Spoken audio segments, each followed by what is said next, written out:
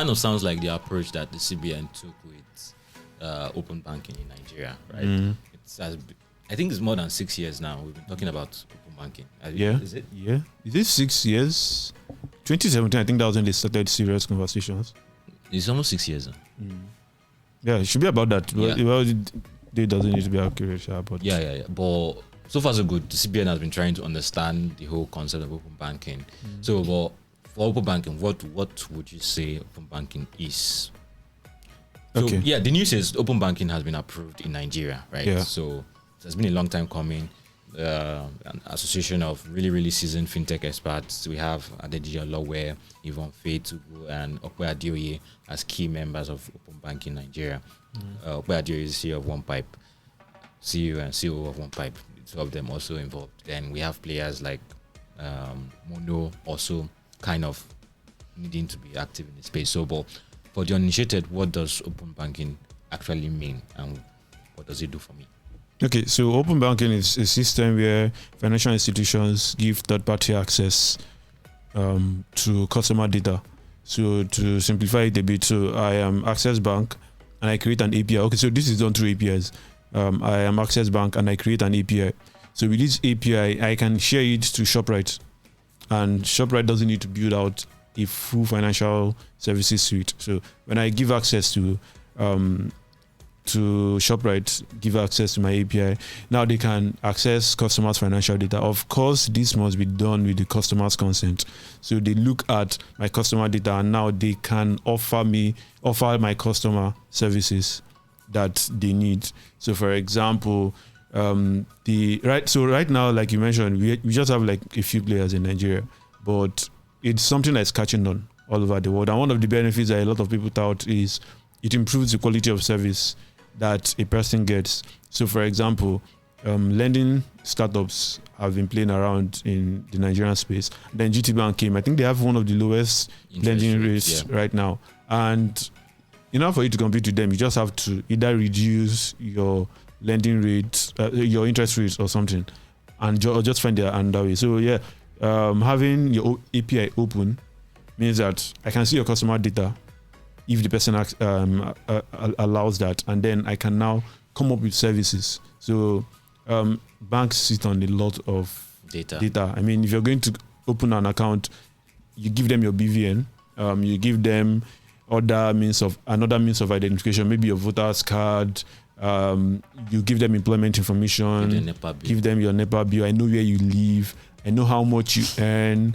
Like the only thing they probably don't ask you for is your DNA or your DNA information, but you give them a lot of data, and they can come up with a lot of services that they can offer you. They've not done that.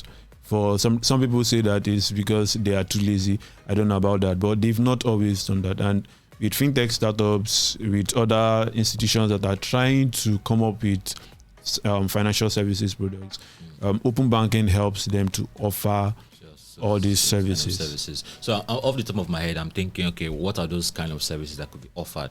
So lending and buy now pay later is the obvious one. You mentioned ShopRite. ShopRite can decide that, okay, this guy is credit worthy. You can give this guy goods on credit. Maybe transfer is not going. Let him go with the items. He will come and pay, right? That kind of thing. Insurance too. So you've seen the likes of ETAP, PayU that are doing something like pay as you go insurance. So now I can look at the person and I know, this guy is not an insurance risk. He has, so for example, ETAP and PayU, ETAP in particular wants to give you insurance based on your let's say your risk profile. So maybe I'm a very rough driver and you are not, so you get better insurance rates. Now, what if they know now by looking at your financial information that you're very prudent, a prudent individual. You don't you don't get your 200k salary today and 2 days later you have 2 days later you have like 20,000 naira remaining in your account. I mean, that's something that happens. That's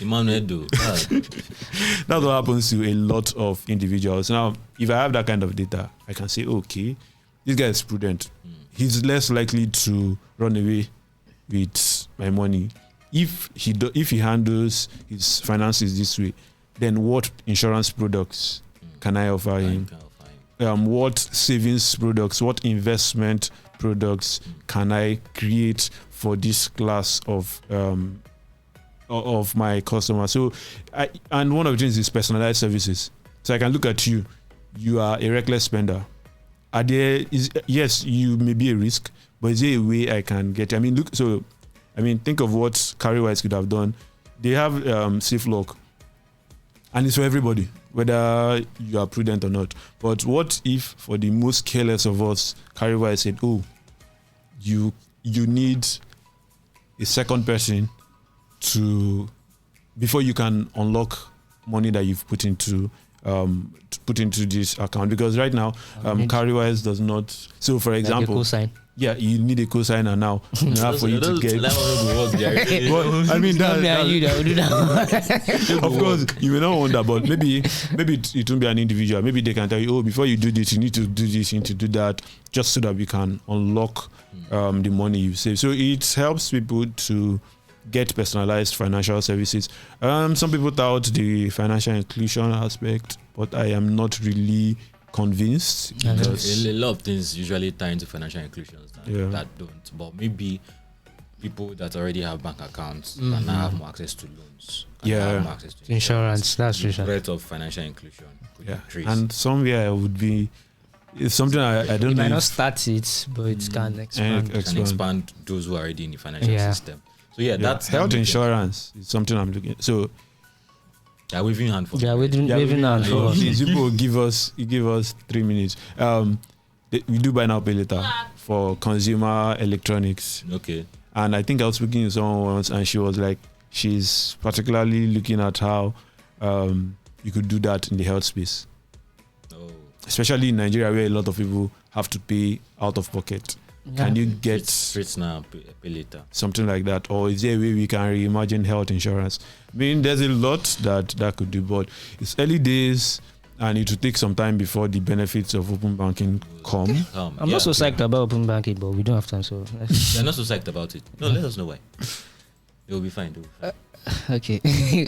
So I'm wondering, because we already have some of these people. I know Emmanuel say he's not open banking. We already have Mono. We already have all of them, right?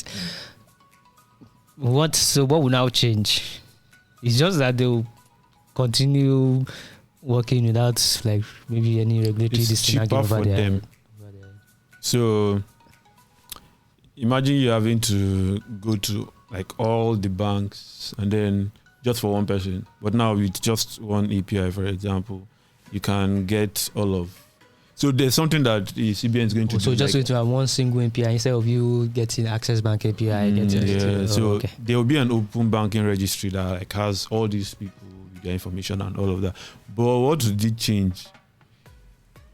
Competition. So I'm thinking, how does it affect Mono and One Pipe, especially Mono? So. Okay, let's take this for instance, right? One of my friends is trying to build a personal finance management app, and he uses Mono to draw financial data. So he wants to be able to look at your financial history and help you create budgets. When the debit is coming directly into your account, right? Once the debit comes into your account, you now start categorizing them and all of that. But to be able to pull this financial data, it's a lot of API requests. Now, API requests for you, API requests for him, API requests for me. Multiply that by how many number of users the person wants to do. It's a lot of money. With open banking, this could get easier. Maybe he doesn't need Mono. Possibly. Maybe. No, I think there would always be. So I was looking at a few open banking startups in the US today. So they're not like financial institutions per se. Because now imagine so here's the thing, it's not just financial institutions that can play in the open banking ecosystem. Yeah. Everybody can. So I mentioned ShopRite, and people usually talk about what's this? Starbucks. So Starbucks, the gift card, and they make a whole lot of money from that. So if Starbucks was in Nigeria, Starbucks can apply. So that gift card makes them.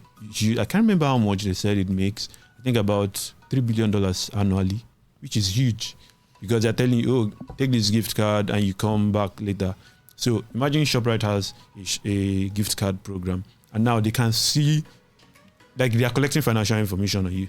It's not on the same level as a bank, but it's a lot of financial information. Or let's look at MTN, for example.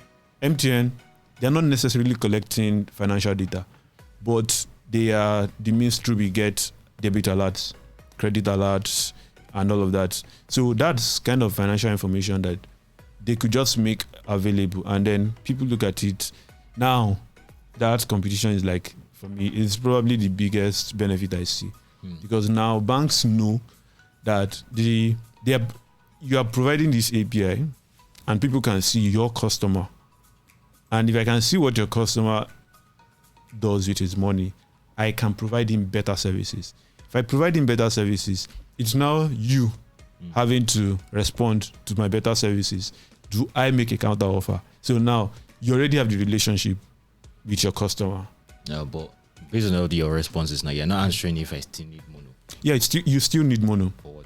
Mono would play for who they will play for. It may not be everybody that so uses maybe mono. a specific niche of maybe financial Service. fintech guys. Yeah. Might now be their specific niche. But it's not like an open ground for everybody to come and play. Yeah. So Right. for example, right now mono connects to banks, right? Okay. Yeah, but they are not. I don't think they are. I don't think the other people who could possibly play are already. But I don't think they have APIs. So they maybe ShopRite and the likes. I don't think they have APIs. So mono can maybe long term decide, oh, let's just focus on financial institutions, and maybe someone else decides, oh, let's do everybody. So you still need things like that. Makes sense.